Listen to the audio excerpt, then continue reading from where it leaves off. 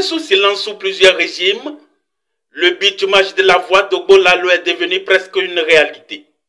C'est une décision du gouvernement du président Patrice Talon, annoncée au Conseil des ministres pour sonner la fin du calvaire aux populations du Koufo, notamment celle de la 12e circonscription électorale. Depuis le 13 mars,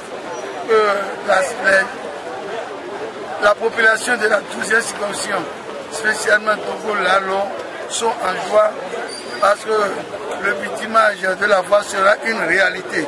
Et nous savons que quand le gouvernement de Patrice Talon dit une chose, le contraire ne se fait plus. Donc nous disons merci au chef de l'État avec une grande joie pour le développement de la 12e circonscription. Parce que depuis des années, il y avait d'autres présidents qui avaient dit que ça devait se faire. Mais il y a déjà 18 ans, rien n'y fait. Donc aujourd'hui, nous disons merci au chef de l'État et aussi à notre président de notre parti, le président Abdoulaye Biotchane, et à tous les autres députés, aussi membres du gouvernement, pour assister la population de Ogbo-Lalo et Tovike, leur disent merci par ma voix. Content de l'engagement et de la détermination du chef de l'État, Gisèle Laouissi et plusieurs d'autres reçus à notre micro, nous dirons que leur satisfaction est à son comble. Comme on le dit souvent, rien n'est tard si la vie se prolonge. Le chef de l'État a pensé enfin à la population de Ogbo-Lalo. Cette voie qui sera tracée désormais va contribuer au développement de la femme que nous sommes dans la 12e circonscription.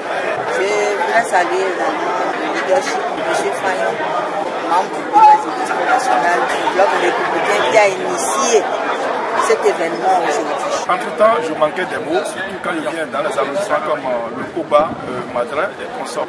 Aujourd'hui que cette voie est en train d'être une réalité, je nous appelle à une grande mobilisation, à accompagner le chef de l'État dans ses œuvres. Invité pour transmettre leur message au chef de l'État, l'honorable Kazmi Sossou pense ne pas rester sur cette seule position.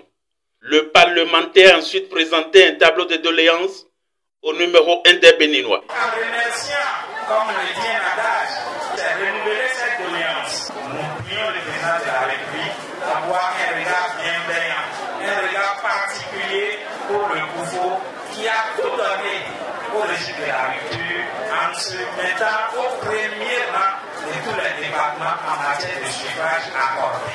Que vivement les travaux soient lancés pour véritablement mettre fin aux souffrances des populations.